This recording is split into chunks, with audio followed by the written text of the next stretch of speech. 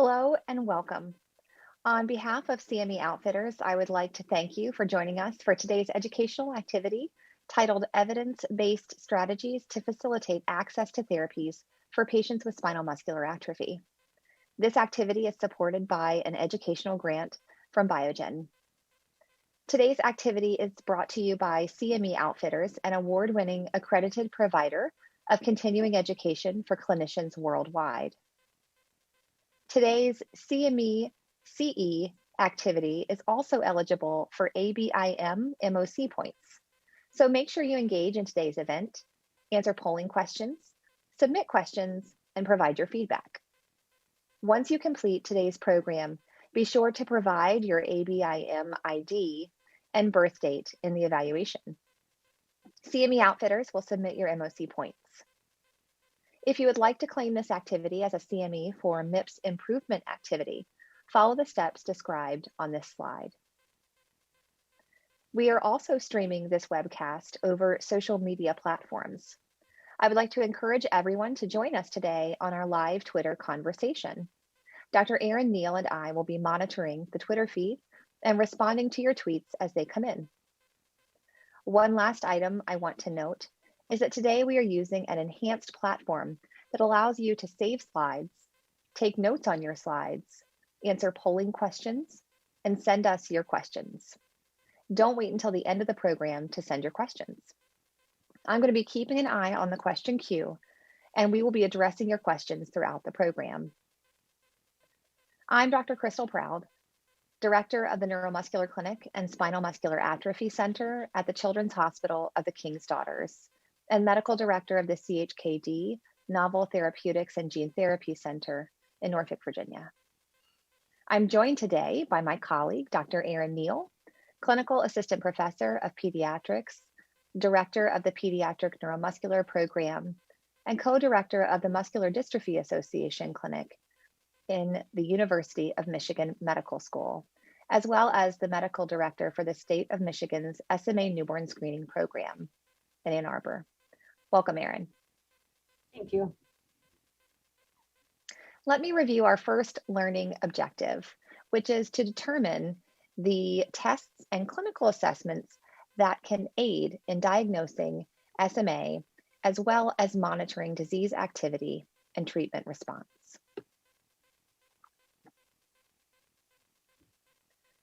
Spinal muscular atrophy manifests as a phenotypic spectrum. This is a progressive, recessively inherited neuromuscular disease, and it's characterized by weakness and muscular atrophy due to the loss of spinal cord motor neurons. It's one of the leading genetic causes of death in children, second to cystic fibrosis, and has a high carrier rate of about 1 in 50, with an incidence of about 1 in 10,000 live births. It is due to a deletion or mutation in the SMN1 gene, and so we'll take a moment to talk a little bit more about the genetics of this disease. SMA results from SMN protein deficiency, and this survival motor neuron protein is produced by two different genes in the body typically, the SMN1 gene and the SMN2 gene.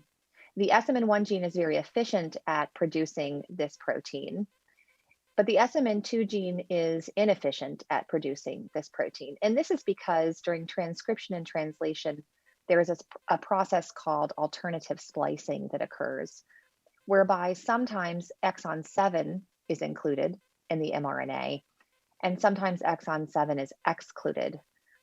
When it is excluded, it is non-functional protein that is broken down and does not support the health of the motor neuron. And this happens about 90% of the time when the protein is being produced by the SMN2 gene. So only 10% of the protein that is produced by the SMN2 gene is actual functional protein that can support the health of the motor neuron. Patients with spinal muscular atrophy rely solely on this backup SMN2 gene because they have a missing or mutated SMN1 gene. And that SMN2 gene cannot keep up with the necessary protein production. And as a result of this insufficiency, we see progressive motor neuron degeneration and then progressive muscular weakness and atrophy. Erin, can you talk to us a little bit about the various phenotypes and how prevalent is each type, and what might lead to a delay in the diagnosis? Sure. So there are 3 or 4 types of SMA. They are traditionally, historically diagnosed based on the maximum motor skill that a child or a patient would attain. Type 1 SMA is typically thought of as not ever able to attain sitting, and their onset of disease activity is before 6 months of age, so very early. And prior to the advent of treatment, they had very limited lifespan, about 8 to 13 months of median kind of survival. And only 8% typically were surviving or alive at 20 months of age.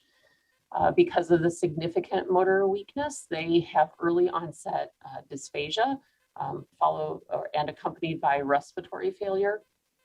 And although this is not always the case, typically they would have 2 copies of SMN2.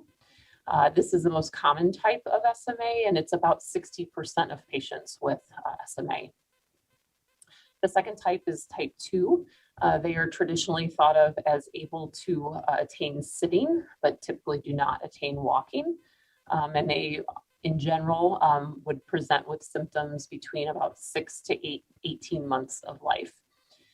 There's obviously a delay in diagnosis if we're waiting for someone to develop symptoms of SMA before they are diagnosed with it. And therefore, their life expectancy, while longer than someone with type 1, is going to be shortened from a typical child. They, in addition to having respiratory disease, also oftentimes develop skeletal challenges, including scoliosis or contractures or kyphosis. And patients with type 2 can develop breathing impairments and also sometimes difficulty with swallowing as well. And this is the second most common type at about 27%. And then type 3 is the least severe. They typically present with symptoms after 18 months of age. And there are kind of 2 different categories of type 3 based on how early or late they present. And the earlier presentation has a higher risk of losing the ability to walk earlier. Their life expectancy typically is actually normal, and they have more mild weakness, specifically in the lower extremities and the pelvic girdle muscles. And typically they have between 3 and 4 copies of SMN2, but this is not always exact. And this is about 12% of the population. And all types of SMA, if they are diagnosed once a child has clinical symptoms, by definition means that there is a delay in diagnosis compared to if a diagnosis is made based on newborn screening, which would identify patients before they ever have any symptoms. When we look at SMA and we're measuring how a patient is doing, we use some standardized motor outcome measures to assess how a patient is progressing once they either prior to treatment, how they were losing skills, but now in the world of having treatment for SMA, we're looking at how patients are actually improving in their motor skills. So younger patients typically are measured with something called the CHOP and TEND, or the Heine 2. And there are different categories in each of these motor outcomes that are tracked over time. And then in older patients, oftentimes something called the Hammersmith or the MFM 32 are what are used, or the upper limb module. And then in patients who are actually able to be ambulatory, you can do a test called the 6-minute walk test and be able to measure over subsequent testing sessions how far they are able to walk and monitor that with time.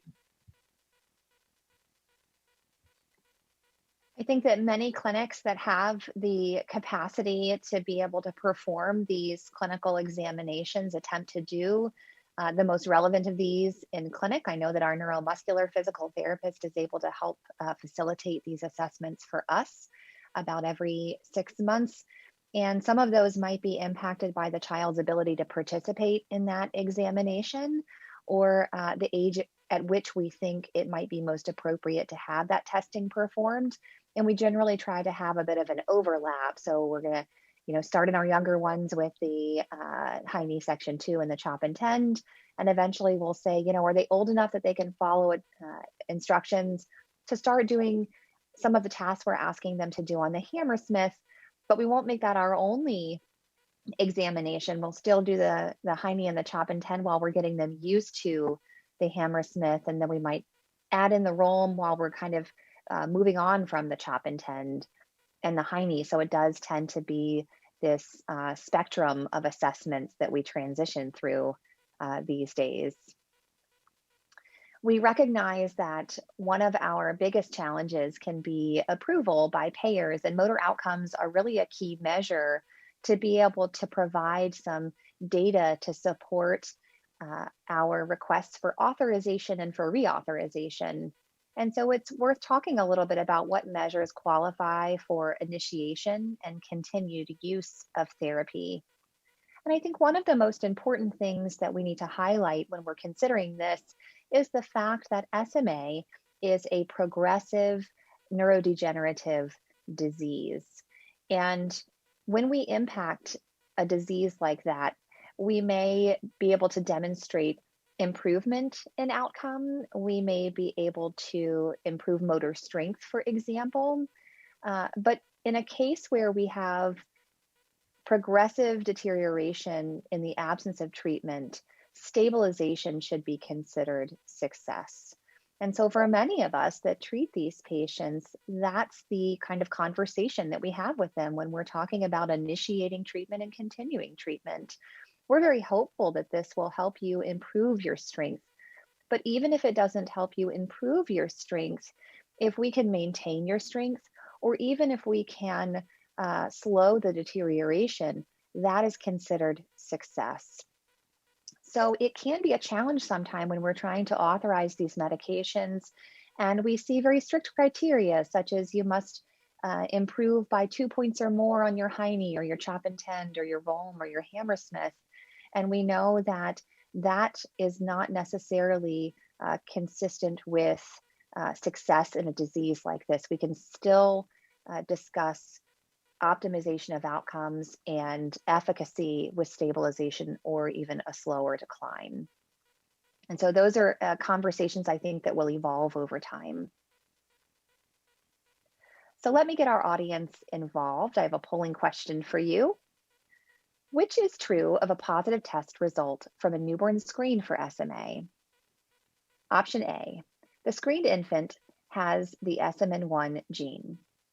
B, the screened infant has copies of the SMN2 gene. C, the result can be a false positive.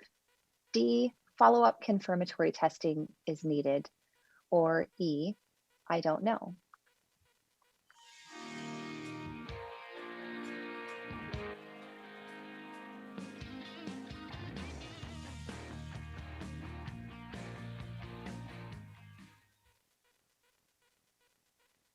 So it appears as though our audience has chosen option D, and option D is the correct answer. Follow-up confirmatory testing is needed. Erin, can you talk to us a little bit about screening? Sure. So newborn screening in the United States is under a program called the Recommended Uniform Screening Panel. And this is a panel to which a condition can be nominated and added. And SMA was added to this, it's called the RUSP, in 2018.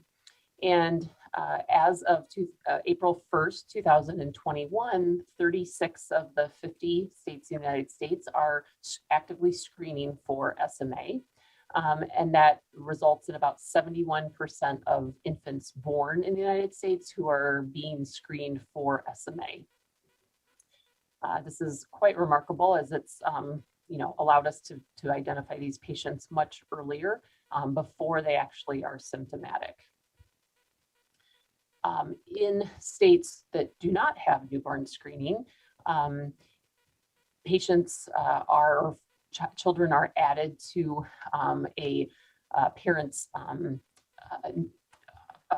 insurance, and usually they are enrolled within about 30 days after they are born. And the ability to cover a newborn is retroactive back to the date of birth. And typically coverage is submitted under the mother until the newborn is enrolled, if there needs to be a treatment or testing of a child.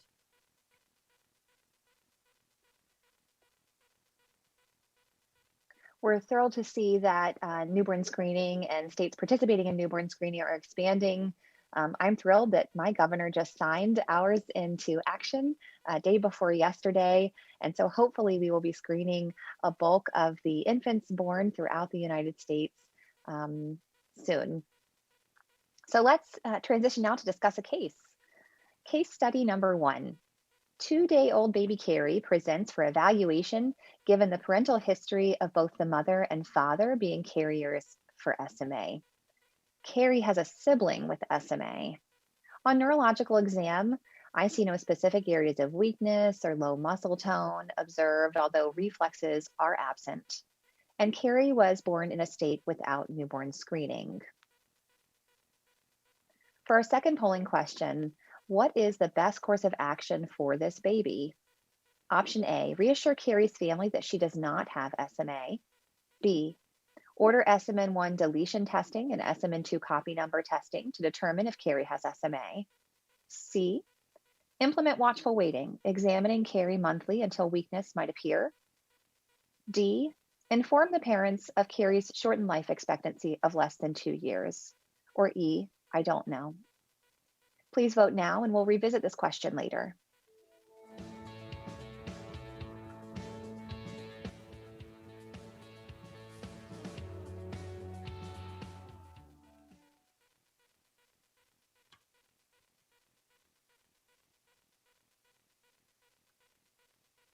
So newborn screening does not provide an SMN2 copy number in most cases. And so additional testing is needed to confirm both the absence of SMN1 and SMN2 copies present. And it may also help to facilitate resolving discrepancies in the SMN copy number. It's important to avoid treatment delays because this is the best opportunity for a normal or a near normal outcome. Immediate treatment has been recommended for infants with less than or equal to 4 copies of the SMN2 gene. And treatment risk with discussion of pros and cons with the family should be congruent with the disease severity. It's critical to avoid treatment delays. And so let's go over the testing algorithm for a suspected patient. So if I see a patient in clinic who is symptomatic, or I have a patient who is suspected of having SMA, even if that is a patient who's identified on newborn screening, I'm going to pursue the following algorithm. I'm going to collect a sample, whether that is blood or saliva. In most cases, it's blood. And then this will be sent off for SMN1 deletion testing. If that sample demonstrates that there are 2 copies of the SMN1 gene, then this is not a patient that has spinal muscular atrophy. If this testing demonstrates that there is 1 copy of the SMN1 gene, we have to ask ourselves whether this is a functional gene copy. And the best way to examine that is by sending this testing for sequencing. If there's no sequencing abnormality, then this is not a patient that has spinal muscular atrophy. If there is a sequencing abnormality in that 1 copy, it means that 1 copy of the SMN1 gene is not functional. And therefore, this child does have a diagnosis of spinal muscular atrophy. The most classic condition, the one that most of our patients are dealing with, is testing that will show that they have 0 copies of the SMN1 gene. With each of these tests that are sent to commercial laboratories, we should be receiving those test results also demonstrating the backup copy number, the SMN2 copy number testing. And when we're discussing the SMN2 copy number with families, we might use this to help facilitate our discussion. But I'll have Erin talk with us a little bit more about why this might not be an exact measure to predict the outcomes for these patients. Right, Crystal. So while we use SMN2 copy number as helpful, it's not an exact translation. So, there is a nice study done in Spain looking at 625 patients with diagnosed clinically with SMA, and they looked and found that in patients who had clinically had type 2 SMA, about 87% had 3 copies of SMN2.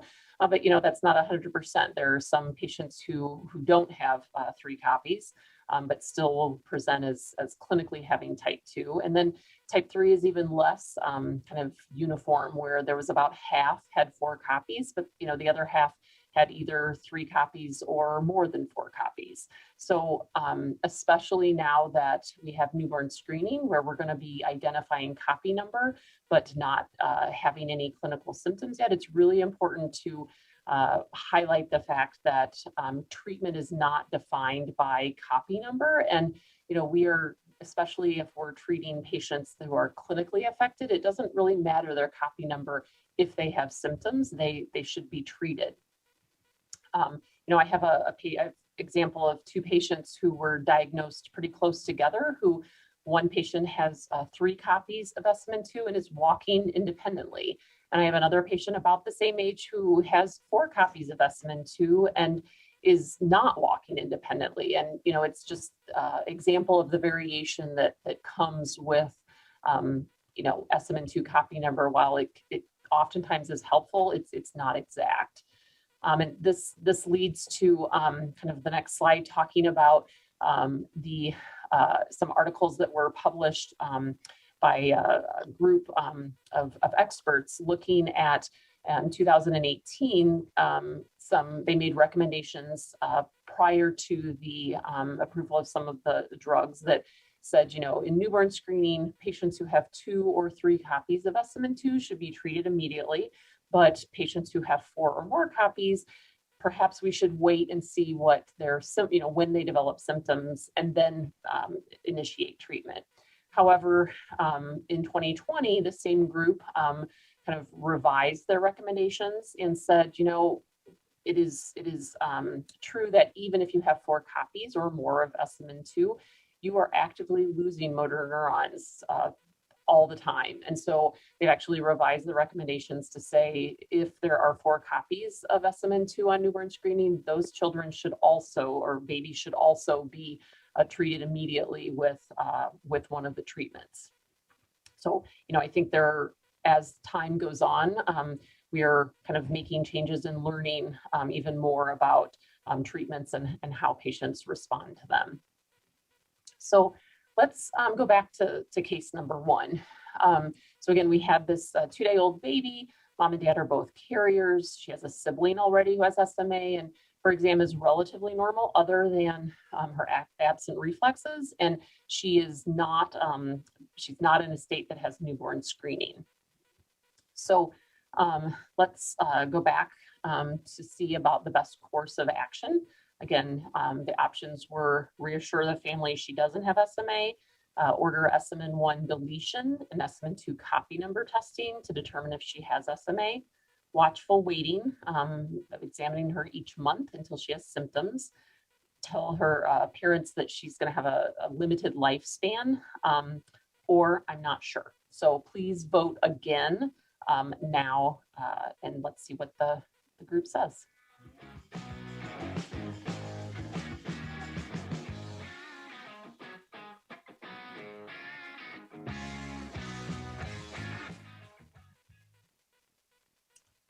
Wonderful. So it looks as though the audience, even before and after, recognize that the correct answer is B.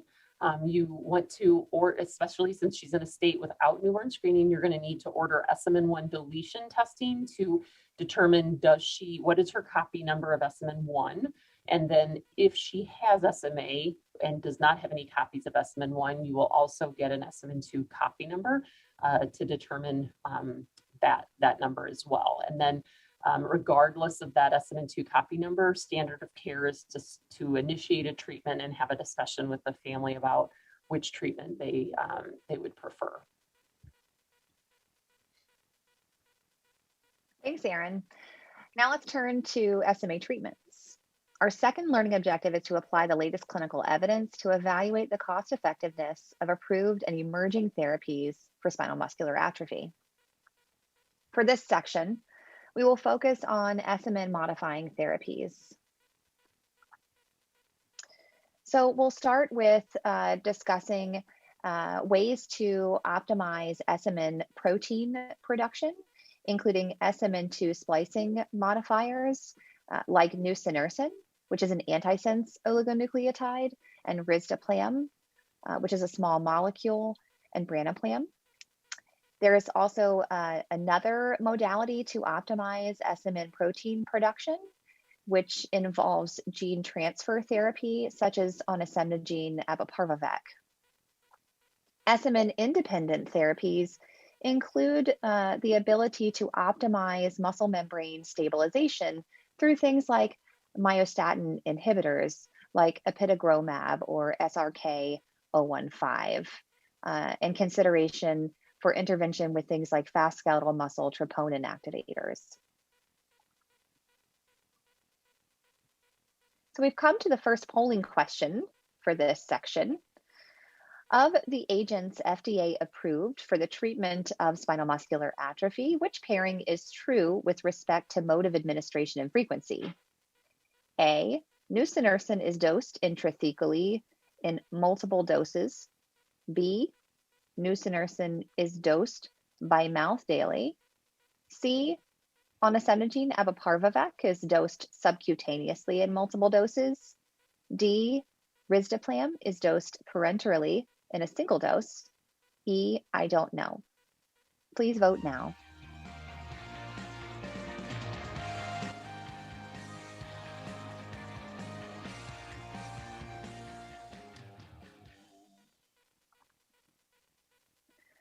So the correct answer, which seems to be noted by our audience, is A, nusinersen is dosed intrathecally in multiple doses. Erin, if you could walk us through a little bit more about nusinersen, onasemnogene abeparvovec, and risdiplam, that would be wonderful. Yes, so we have 3 treatments that are FDA approved for SMA. The first that was approved was nusinersen in December of 2016, and it was approved for all types of SMA for children and adults with no age restrictions and no SMA type restrictions. So nusinersen is administered intrathecally, and it's given as 4 loading doses that are given 2 weeks apart for the first 3 doses. And then 4 weeks after the 3rd dose, the 4th dose is given. And then after the 4 loading doses, patients receive their maintenance doses every 4 months. The potential side effects or adverse effects from nusinersen are related to the fact that it is an antisense oligonucleotide. And so things that are considered are effects on the kidney, including proteinuria. And so before each dose, patients have urine protein checked. And then also it can affect clotting. And so with thrombocytopenia, so platelets are always checked as well as clotting factors before doses. And additionally, because of the mechanism of administration, side effects can include complications related to lumbar puncture, such as pain or headache or infection. But obviously those are limited or tried to avoid by how the drug is administered. Onasemnogene abeparvovec is a treatment that was approved in May of 2019. It is approved for patients who have not yet turned 2 years old. And it is different from nusinersen in that it is given as a one-time dose intravenously, and it takes about 60 minutes for the infusion. Its main potential side effects are related to the liver mostly, and can be associated with transaminitis. For this reason, patients are started on a daily dose of prednisone or prednisolone the day prior to, and then subsequently each day for a few months after they've received the medication. Also, troponin can be elevated at times after doses of the gene therapy. Risdiplam is our most recently FDA-approved medication in August of 2020, and it is approved for patients who are 2 months or older.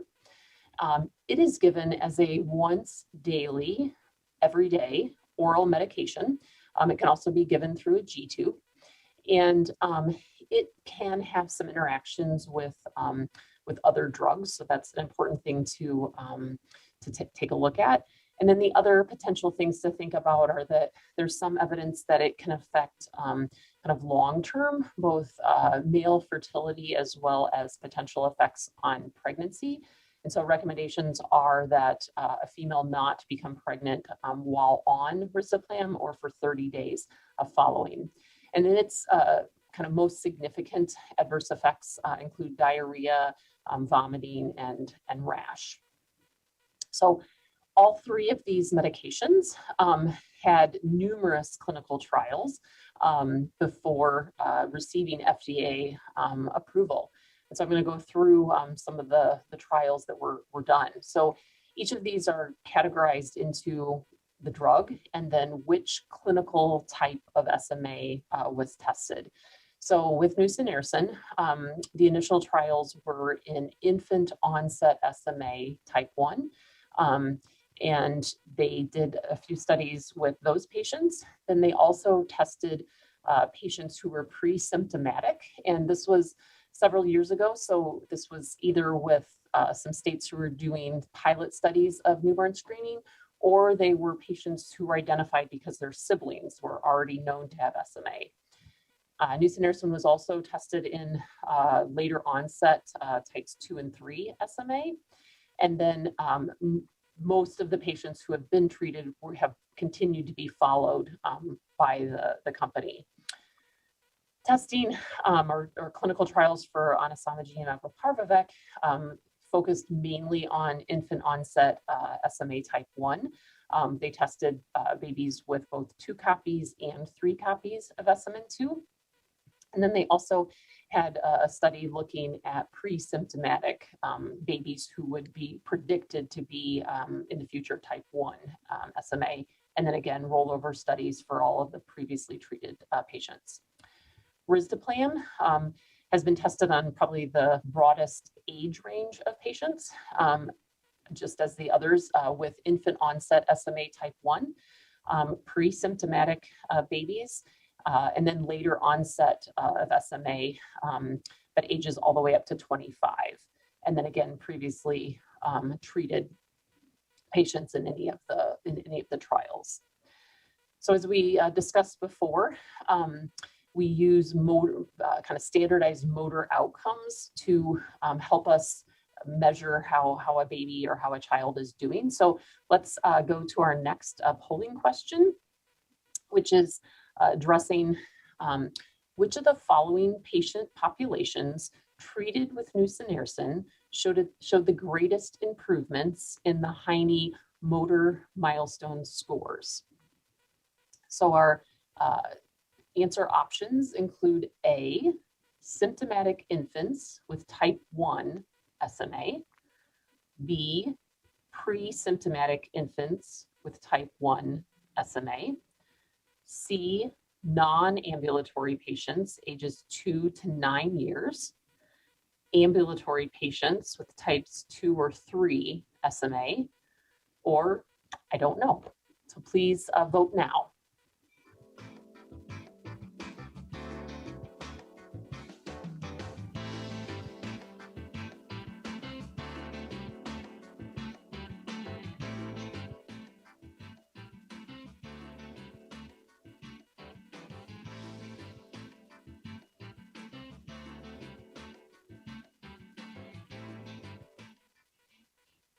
Okay, thank you. We're going to revisit that question later and move on to some of the clinical trial results for the different medications. So the first slide is looking at nusinersen, specifically in the Heine 2 scores. So this is a slide looking at all of the different trials that were done and the kind of outcomes over time. So as you can see in the two studies at the top, which were the studies of patients who were pre-symptomatic, but were predicted to be a type 1 in the future.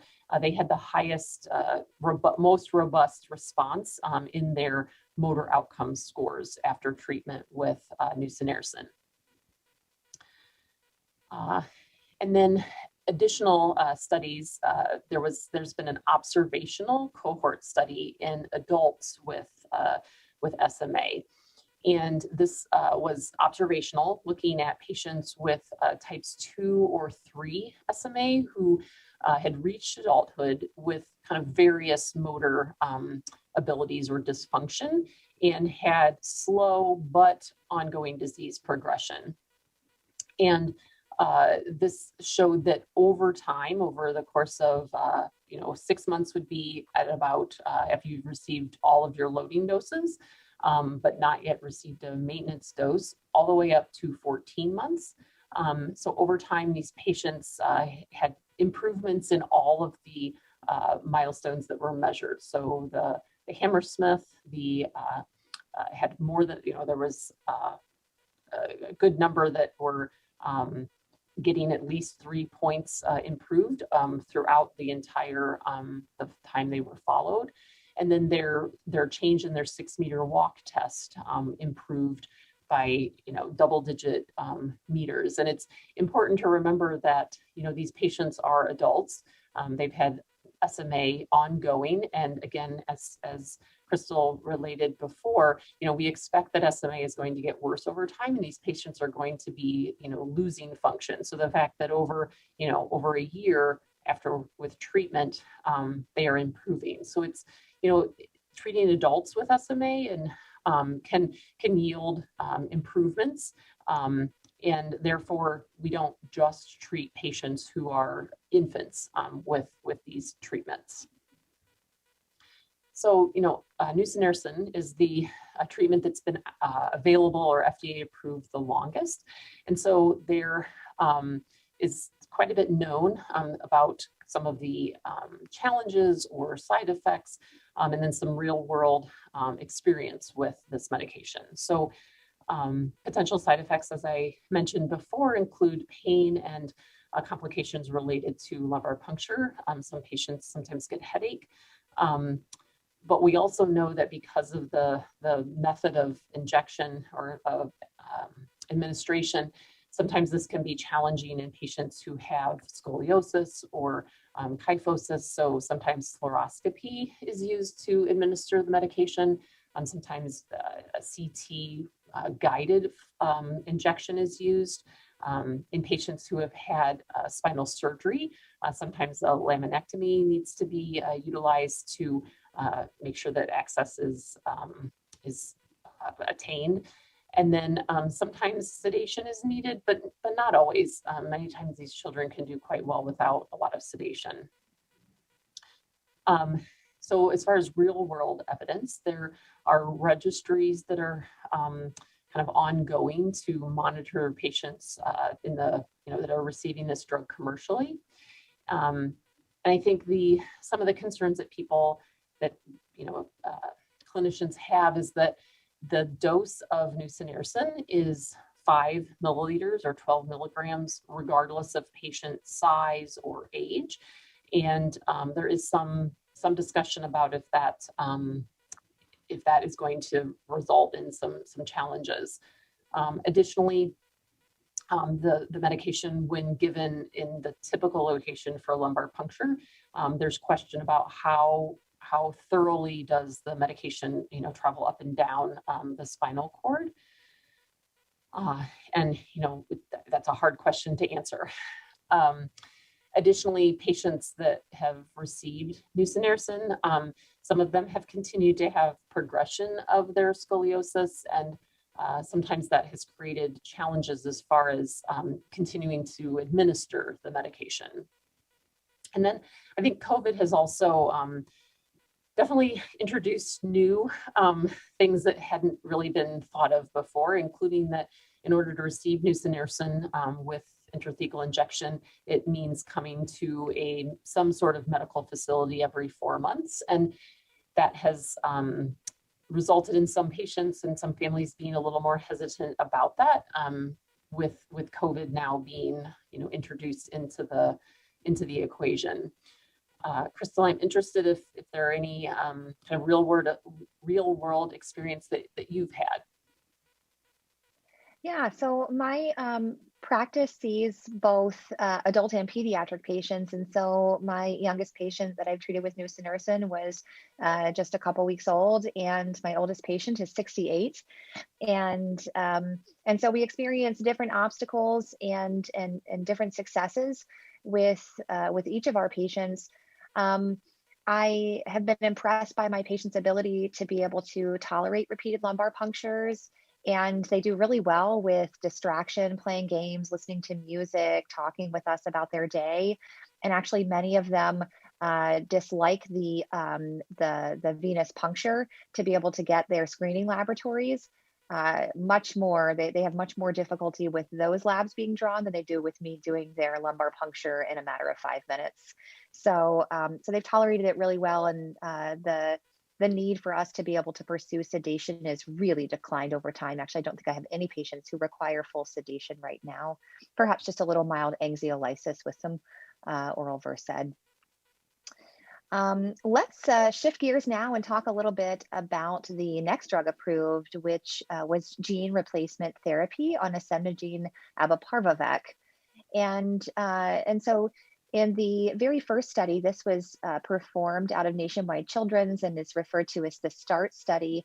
It was a phase 1/2 study evaluating intravenous one-time administration of gene transfer therapy utilizing an adeno-associated viral vector to deliver the SMN1 gene in infantile patients. And so these were symptomatic patients that were treated and then monitored over time. We see that there was an improvement in survival and freedom from permanent ventilation. And I think the most impressive figure is the one on the right, where we see that all but one of the patients crossed a CHOP INTEND score of 40. And the reason why this has a dashed line is because historically patients with a phenotype of type 1 SMA never achieve a CHOP INTEND score of 40. And so it was remarkable to see that these patients improved. And if you look at the rate of rise, they improved quite quickly on their CHOP INTEND score and then maintained those scores above 40, several of which were actually considered within the realm of normal eventually. So pretty exciting for these infantile SMA patients. This trial was expanded and ultimately in a trial called the STRIVE study in the United States. This was a trial examining commercial product, once again in infantile phenotype spinal muscular atrophy patients. So these were once again symptomatic patients, and their outcomes were compared with data from natural history. And one of the natural history cohorts is called the PNCR cohort. And so it was noted that once again, survival was improved compared to the natural history, 90.9%. So 20 out of 22 patients were surviving free of permanent ventilation at age 18 months. And prior to age 13.6 months, one patient passed away, unfortunately, at 7.8 months due to a respiratory failure not considered to be related to treatment. And one patient withdrew consent at age 11.9 months. And this patient also required permanent ventilation at 11 months. So let's talk about potential adverse effects with onasemnogene abeparvovec.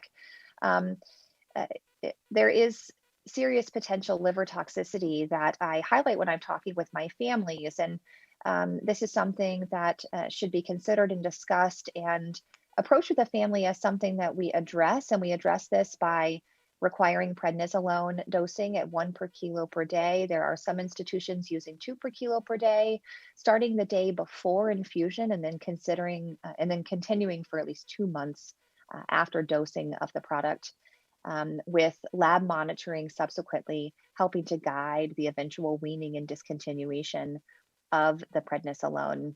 And then we monitor labs pretty closely after infusion.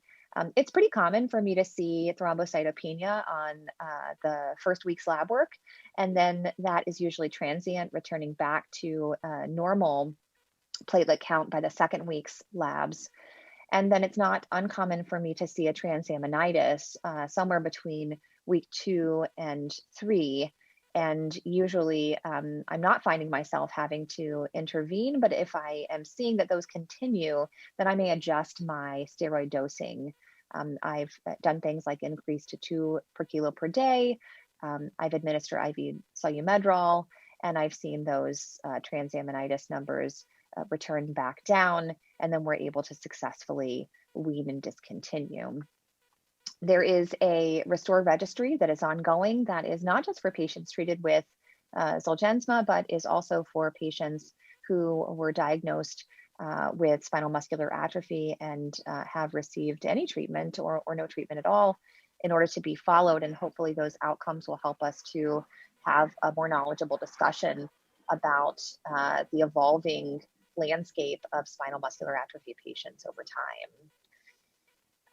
It's important to consider discussions around vaccinations, especially when giving prednisolone, and we know that those vaccinations may not be as efficacious. And so we have those discussions, and then also pass that along to the primary care pediatricians as well. And then we share information about potential viral vector shedding, and the need to utilize gloves and good hand washing for the first 1 to 2 months after dosing. I'm interested to hear Erin's experience, but right before we jump into that, I wanted to actually take an audience question that I see that has come up. What is the oldest age within the label that you've treated a child with Zolgensma? And I actually have treated a child who was 23 months. He was 1 week from his second birthday. And it was quite a big decision for the family to make to pursue that treatment. And ultimately, we infused 1 week before his birthday. And actually on his birthday, he started being able to roll around the floor and shortly thereafter sit up on his own. And he is now walking, which is really exciting. So Erin, any other things to add about real world experience?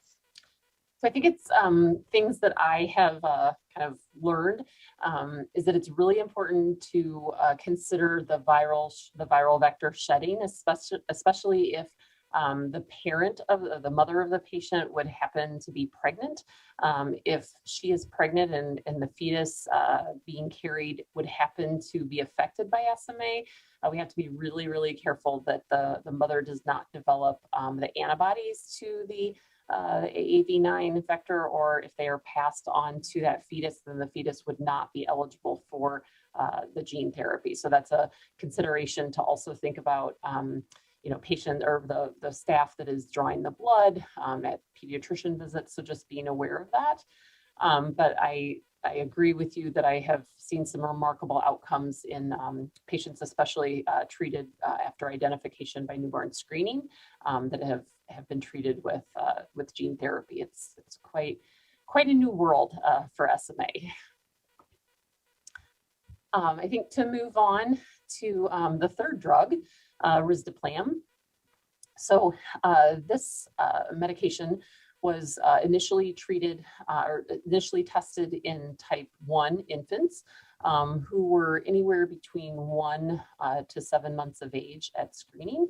And in this slide, you can see in the graphs that the natural history kind of information from the PNCR shows, as we would expect, a pretty significant decline in survival, down to less than 40% at 12 months of age. And then in the clinical trial, a Firefish, 85% of infants were event-free, meaning they 93% were alive at 12 months. So pretty remarkable deviation from the natural history curve. And in the initial dose finding study, there were good results as far as the ability to have upright head control, sitting either with or without support. Close to 2/3 of patients were able to do that. Thinking about the fact that these are type 1 children who are never expected to sit, let alone be sitting, relatively close to on time. About 41% were able to sit without support for 5 or more seconds. And then again, similar to the testing or the numbers in the nusinersen trials, they looked at the percentage of patients that were able to achieve a CHOP INTEND score of greater than 40, which was about 59%. So that was the first study. In the second study, the confirmatory study, they looked at other endpoints. In the studies looking at types 2 and 3 SMA and risdiplam, it was a placebo-controlled trial, and they also met their primary endpoint of change from baseline in the MFN32 after 1 year of treatment, compared treatment versus placebo.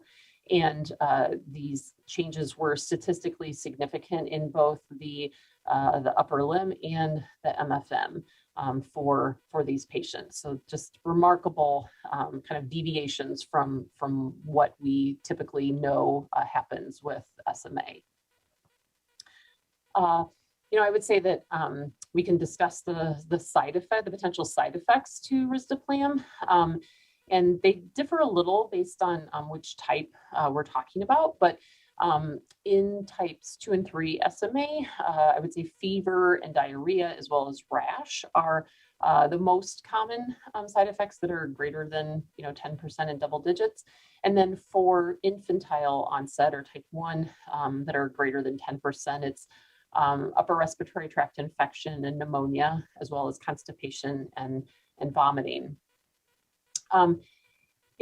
We have information about patients that were 12 to 24 months after after treatment, and these are children aged or people aged 2 to 25, and they were found to maintain the improvements that they gained between 12 and 24 months. They've had increased motor function in the measurements that are used. And then they also had kind of either improved or stabilized motor function. I think it's a little more challenging with risdiplam to have as much real world experience because it's really only been approved since August. But Crystal, I'm interested what your experience has been with risdiplam. I have several patients that are on risdiplam now. I have many patients who have been on one of the 2 other treatments previously. And so in particular, probably a significant number of patients of mine are on nusinersen, and felt like they were doing so well on their nusinersen treatment that they had no interest necessarily in transitioning to a different agent, with concern that they may have a difference in efficacy. And so the patients that I have been able to treat with risdiplam really have been some of my patients who either refused to receive treatment with nusinersen, or patients who had some sort of structural or otherwise social barrier to pursuing treatment with nusinersen. And so for this reason, many of my patients are older or more complex, and perhaps much weaker because they have that more severity of phenotype in their older age. So I'm looking forward to seeing what outcomes they may have over time. And some of them have experienced some of these adverse effects with GI distress, but only one of them has had to come off of therapy. Due to that, the rest of them have been able to proceed with treatment. I think in the next few slides, Crystal is going to cover some payer perspectives and cost considerations. So pharmacoeconomic models incorporate many factors, including costs of medications, impacts on lifetime healthcare costs, quality of life for patient, and burden on caregivers and family.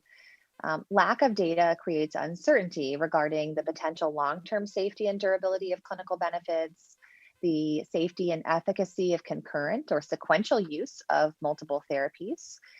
Generalizability of results becomes something of discussion from trials with stringent eligibility criteria, and some of our patients don't fit into those exact molds of inclusion exclusion. And how do we best assess the clinically meaningful treatment response to inform continuation, to inform decisions about continuation or even transitioning or switching? Before we get a little bit more into this, I thought we'd start with a poll. Which healthcare category has the biggest impact on medical costs for patients with infantile spinal muscular atrophy? A, the emergency department, B, outpatient services, C, inpatient services, D, skilled nursing services, or E, I don't know. Please vote now, and we'll come back to this question later.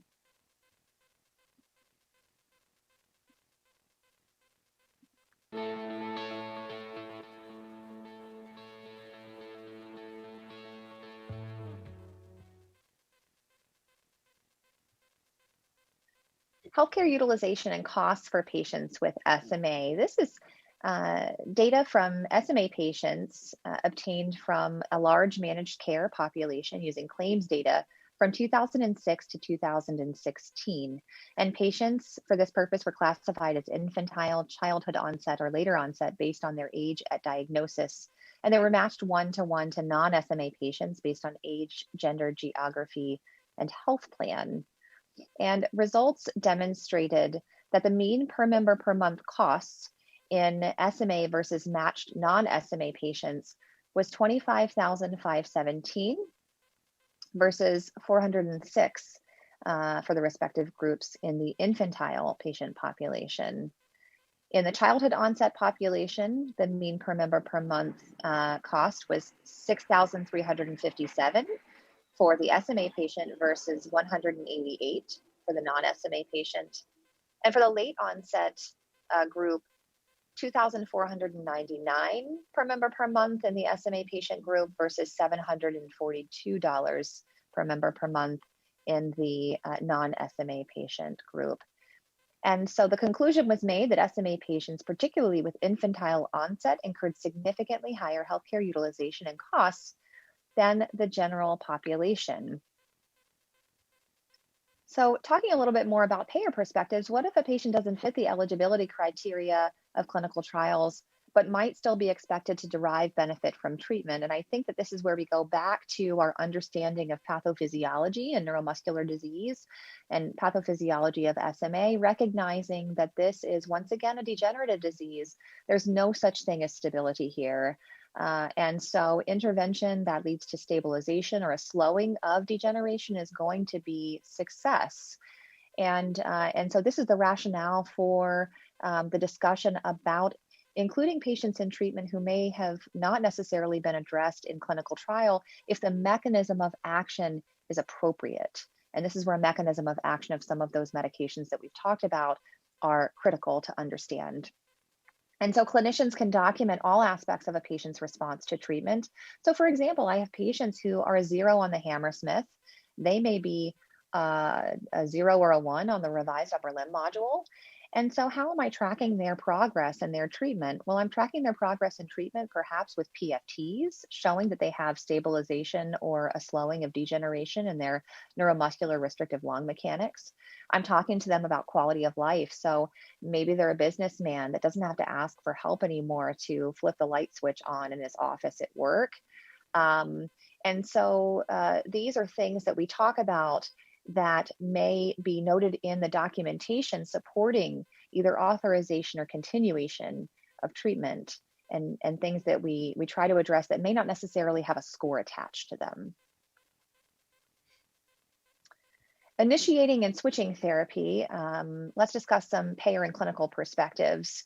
And I'd like to actually take a question.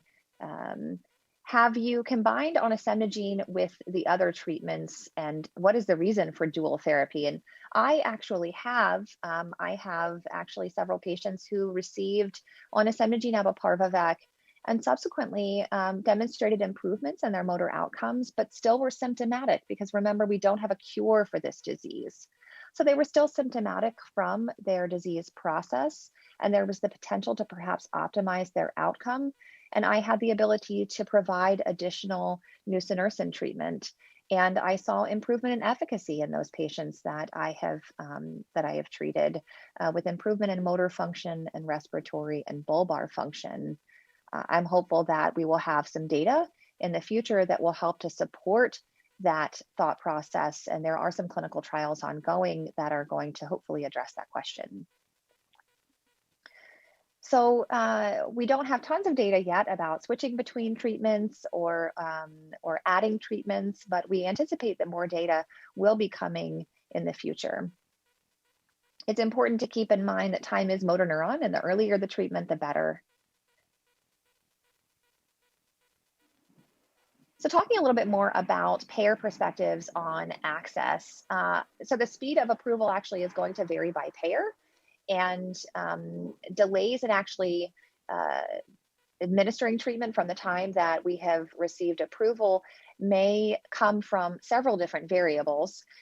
One variable is whether or not we're obtaining this through a specialty pharmacy, for example, and we may have to wait on a letter of agreement between the specialty pharmacy and the payer. And so that can lead to delays. Denials may happen and may need to be appealed. And we try and do this in as timely a fashion as possible, because remember that once again, time is motor neuron. And once a motor neuron is lost, I cannot get it back. This is about preservation. In the case of policy exclusions or denials that cannot be overturned, patients or caregivers may reach out to the manufacturer. More often than not, it's not necessarily that these medications can be just given, but that there are some policies in place to help facilitate access to support. So, for example, copay assistance programs and things like that. So let's go back to the question on nusinersen. Which of the following patient populations treated with nusinersen showed the greatest improvements in the Heine motor milestone scores? A, symptomatic infants with type 1 SMA. B, pre-symptomatic infants with type 1 SMA. C, non-ambulatory patients ages 2 to 9. D, ambulatory patients with type 2 or 3 SMA. Or E, I don't know.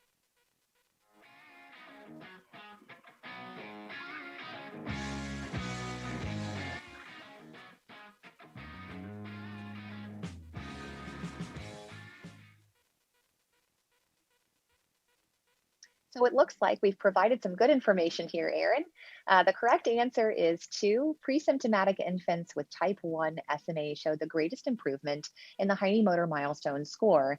And this really is demonstrative of the effect of early initiation of treatment and what supported the initiation of consideration of newborn screening. So here's another question that you saw earlier. Which healthcare category has the biggest impact on medical costs for patients with infantile SMA? A, the emergency department. B, outpatient services. C, inpatient services. D, skilled nursing services. Or E, I don't know.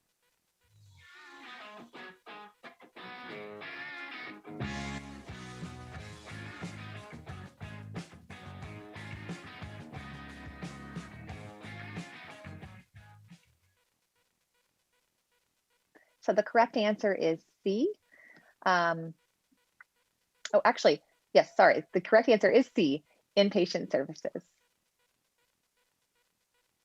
Now let's turn to the third and final learning objective, which is to recognize the individual patient and caregiver related factors that guide clinical decision-making in spinal muscular atrophy management. Erin will start us off with a poll. Yes, so which of the following SMA treatments is approved for use in both neonates and adolescents? A, nusinersen. B, onasemnogene abiparvovec. C, risdiplam. D, nusinersen and risdiplam. E, nusinersen and onasemnogene abiparvovec. Or F, I don't know. So please vote now, and we'll revisit this question a little bit later.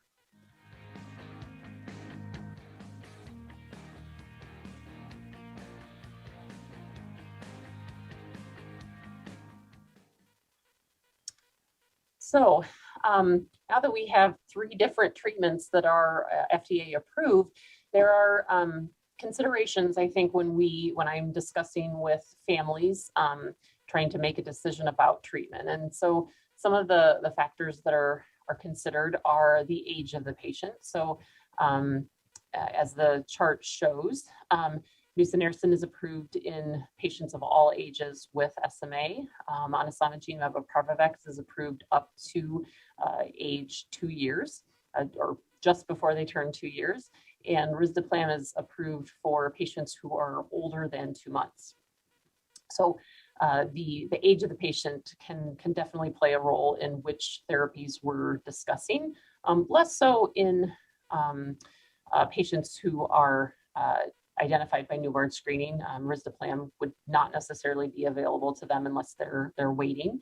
And then older patients are not eligible for gene therapy.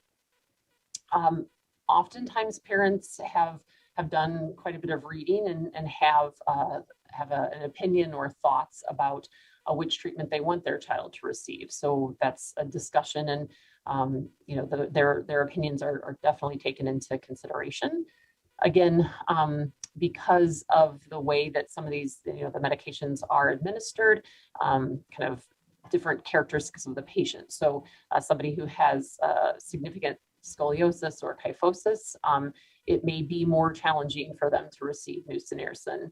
And then patients who are interested in receiving anasamagene abepravavex have to have anti-adenoviral antibodies checked, because if they happen to have antibody titers, then treating them with gene therapy could potentially be risky. And then sometimes discussing the risk-benefit ratio for different families. And although guidance is that patients with 4 or fewer copies should be offered treatment immediately, some families have thoughts about if they aren't expected to show symptoms immediately, which treatment do they want their child to start with or to receive. And then, I think the other thing that is becoming more of a consideration now that risdiplam is available is, how do these treatments affect patients who are more advanced in their disease? And these patients are often older, and so are making decisions about these treatments for themselves, and it's not necessarily the parents' thought. So I think my practice is to offer treatment to any and all patients, especially those that are identified by newborn screening. I'm curious if you have other considerations that you take into account, Crystal. I think each of these that you've mentioned are things that become part of my conversation with the families and with the patient, and it becomes an open dialogue talking about pros and cons and the potential unknowns for the future. Yes, so I think the other thing to remember as far as treating for patients with SMA, even after treatment, all patients are going to continue to require multidisciplinary care, because this is still a significant disease that is affecting many different of the body systems, particularly pulmonary and orthopedic, as well as some of the rehab needs. So I think to move on to talk about, now that treatment is available, how does my practice change? So we are now having discussions, instead of talking about, how severely these patients are going to be affected and how many months they may survive. We're now talking about, okay, we need to think long-term if these patients are going to survive. And what do we need to think about? We need to think about their breathing during sleep, since they're not going to be on a tracheostomy with a ventilator. And, what do we need to think about as far as equipment? And if they are more functional, we want to make sure that they socially and emotionally are engaged with with their peers. And so, introducing, power chairs at an earlier age so that they're, able to participate. And then I think, thinking about what we're doing as far as bone health goes. So optimizing vitamin D and thinking about referrals to orthopedics if needed earlier. And then I think, to think about the fact that this disease is so encompassing for the families that this is something that it affects the entire family. It affects the parents obviously significantly. And, thinking about how patients are doing emotionally and socially. And sometimes as they get older, thinking about whether, counseling or social work can be helpful in just making sure that things are going well for the families, and keeping them engaged with their environments as well. So we're going to get to case study number 2. We have a pre-symptomatic newborn girl who tested positive on newborn screen. She had subsequent confirmatory testing that says she has 3 copies of SMN2. So I think thinking about, talking about treatment with the family. So I think I would immediately check AAV9 antibodies to at least know if this is an option for treatment. And I tend to lean towards using gene therapy because it is only available until someone has turned 2, but it's not always the case. But Crystal, I'm interested in how you would think about this patient if she had 4 copies of SMN2. Yeah, so I think as we had talked about a little bit earlier in the program, if this is a child that has 4 copies of SMN2, this is a patient that has spinal muscular atrophy. And while I know that the greater the copy number, perhaps the relative better the phenotype, I don't have a one-to-one genotype-phenotype correlation. And I can't tell this family that this is a child who won't have weakness until such and such age. So they need treatment. They need treatment immediately. And I would discuss with them the potential to pursue intervention with either nusinersen or onasemnogene abeparvovec. And part of that discussion would include obtaining antibody titers. And if those antibody titers are elevated, obviously, then that is a patient who doesn't qualify to receive onasemnogene at that moment. And perhaps I would initiate treatment then with nusinersen. I think while we're on this case, what's interesting is that there has been a question that's come across that is asked, what's the life expectancy for a child with SMA? And I think that the great thing is that I don't have an answer to that question. And I am excited that we don't have an answer to that question, but an excellent question nonetheless, because just 4 short years ago, I would have had a pretty definitive answer to that question, which at least would have been for the phenotype 1 patients, 2 years or less.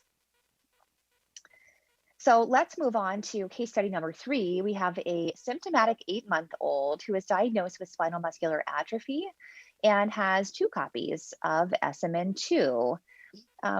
So this is an older baby. And so Erin, how would you decide on or discuss treatment with this particular family?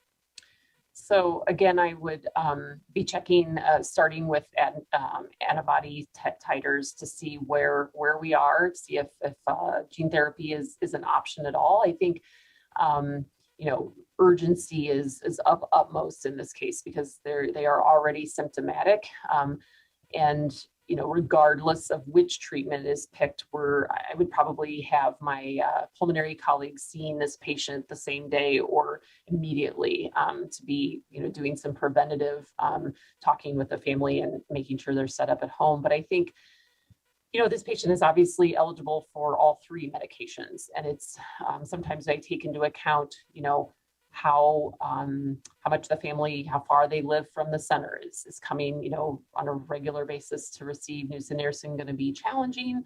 Do they think that giving a medication every single day at the same time after the child has eaten, is that going to be really challenging for them? And, those are different, considerations. And then, I've had a couple of patients who we gave gene therapy, but mom was pregnant, and so that takes a lot of thought and working to make that work and make sure we're being safe. So it's an ongoing discussion. Absolutely.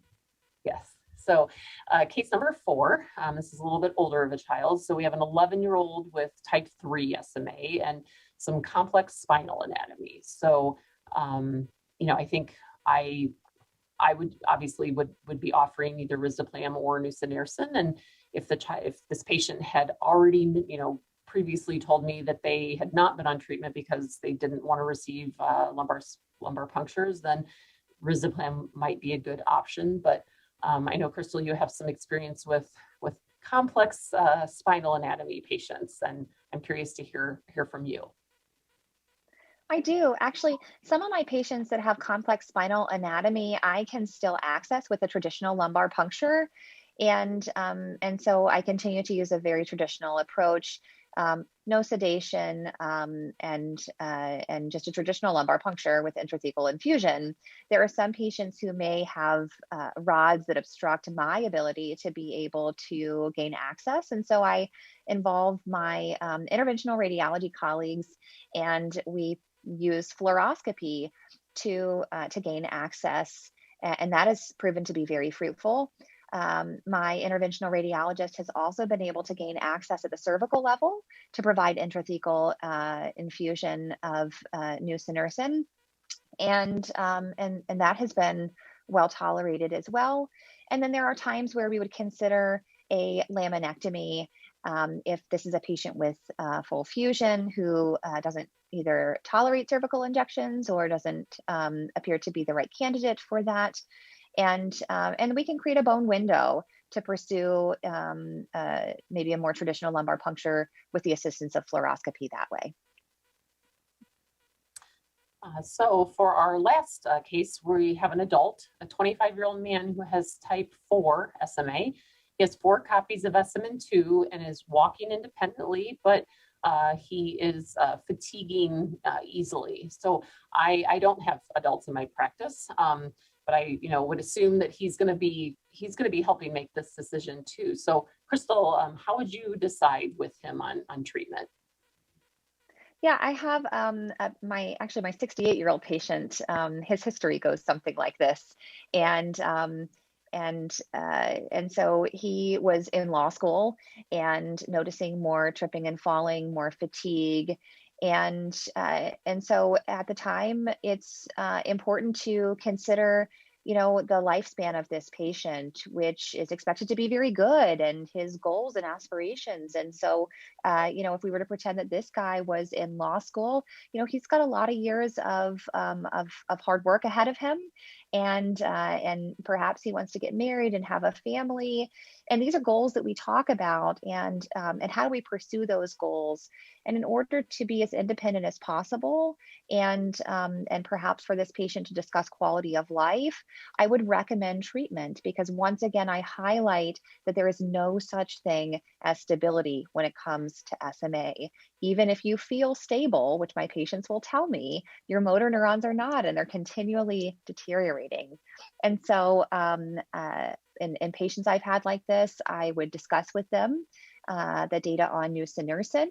And if for whatever reason they were not inclined to pursue that, or did not tolerate that, I could also discuss with them the opportunity to take risdiplam.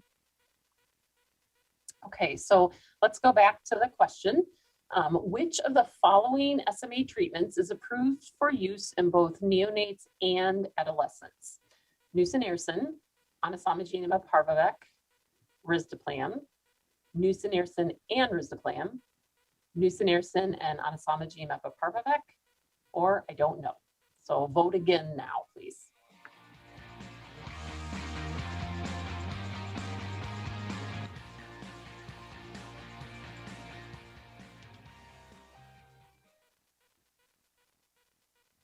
So we're counting neonates as up to age 28 days. So actually the correct answer is A. Technically, risdiplam is not approved in neonates. Risdiplam is approved for ages 2 months and older. So the answer would be just nusinersen.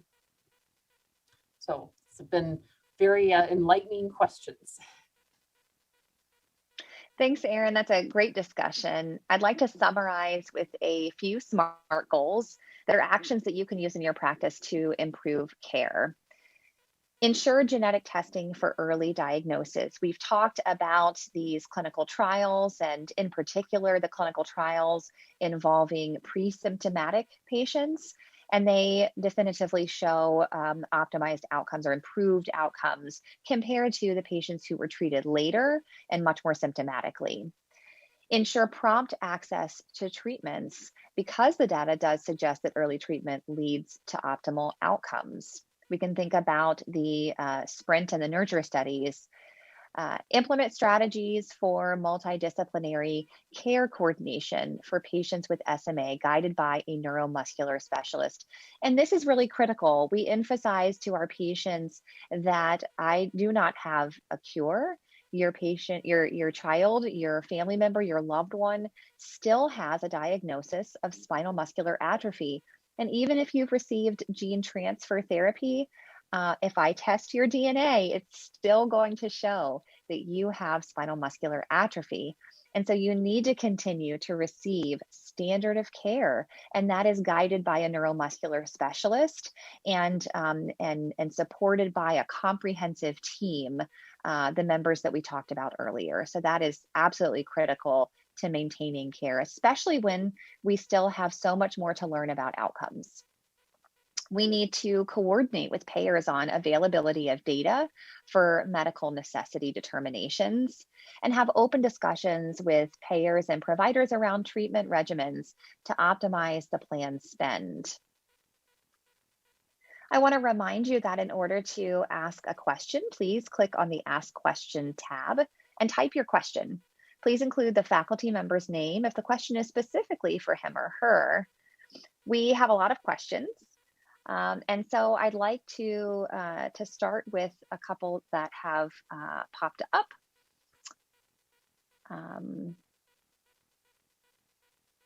What is the most common cause of death in the patients who reach adult age? So we can speak to that from a historical perspective. I think in my experience, it has been respiratory failure or respiratory failure as a consequence of acute infection. Erin, anything else to add from that perspective? No, I would say it's respiratory is the main cause, plus or minus infection. Mm-hmm, mm-hmm. Are there reports of parents or family members who tested negative for AAV9 antibodies before treatment, but positive after treatment? And if not, why the precaution to glove and wash hands? And this is a really great question, and it's something that I try to get ahead of when I'm using onasemnogene abeparvovec. And I talk with my families about it's more out of precaution because we don't know what the potential for gene transfer therapy might be in the future. And so we'd like to reduce exposure in the event, say, for example, that family would be pursuing expanding their family and having more children in the future. And we'd like to prevent antibody positivity. Or if perhaps that mom or dad might need some sort of therapy in the future that might involve the same vector delivery for gene transfer. So it's really out of an abundance of caution, not necessarily because of toxicity. Erin, anything to add on that? Is there anything else that you talk about with your patients regarding gloving? No, that I would say that's a good summary. Okay. So I think we've touched on this a little bit, but still important. In your clinical practice, what is the treatment approach for your pre-symptomatic patients? So I think for me, I I tend to, again, this is maybe a bias, but I tend to err on at least introducing the idea or the option of using gene transfer therapy if they are not antibody positive, mainly because I've had very good results in my pre-symptomatic patients. But we have a conversation about, if that's not something that they're interested in, or, if for some reason being on daily steroids is, potentially going to be an issue or a problem. So I think, pre-symptomatic patients, I tend to offer all three. But if families ask me my opinion, I usually say, well, we're limited in the amount of time we're going to have availability of or eligibility for an esomagene abaparvovec, and that's tends to be that's one of the things that I have as a consideration. How about you? Absolutely. And I think actually one thing that that's worth noting is the word pre-symptomatic. There's a lot of discussion I know amongst our colleagues whether or not that actually is a term we should use, because I think the symptoms are in the eye of the beholder. And so perhaps we're seeing, mildly less kicking in a neonate, or, somewhat poorer head control than might be noted in a typical child. But it's hard when you have the answer in front of you and then you're examining the child, rather than examining the child and then sending off for the genetic testing. So it's a different approach with the babies identified either prenatally or on newborn screening. If you have side effects because of the steroids, do you consider switching the patient to nusinersen? So, we have to keep in mind that the steroids are transient. They are really only for 2 months, perhaps a little bit longer if you have a transaminitis that persists, but not something that is continued. It is really meant to address and mitigate the transaminitis that happens with onasemnogene abaparvovec. Erin, question for you. As a clinician on the payer side, what should we look for in a request for covering a patient who may not fall into the inclusion criteria, or to justify approving an exception to that criteria? What are your thoughts? So I think if the person who's submitting is able to be documenting, how the patient has been deteriorating, what their symptoms are, what's causing them difficulty, and where the person submitting is indicating they think that the patient could be helped. I think we're having more registries, so submission of some information about that there are registries being kept to look at these symptomatic patients, even though they're not, they aren't fitting within the strict criteria. So I think those are kind of some of the things. And then I think just being able to document, okay, this is where someone is on their motor milestones. And, also I think looking at their pulmonary function, because that's also something that can be measured over time. Great considerations. As a reminder, to receive CME CE credit for today's program, please go to the main conference page and click on Evaluation. And as a reminder, if you would like to claim this activity as a CME for MIPS improvement activity, follow the steps described on this slide. Thank you again, Erin. This has really been a great discussion, and thank you, our audience, for all of the great questions that you sent in. We hope that you'll be able to use these discussions in your practice. If any of your colleagues missed today's program, it'll be archived at cmeoutfitters.com, along with other resources such as the animation that you may find useful. Thank you again for participating and for providing the best care for patients.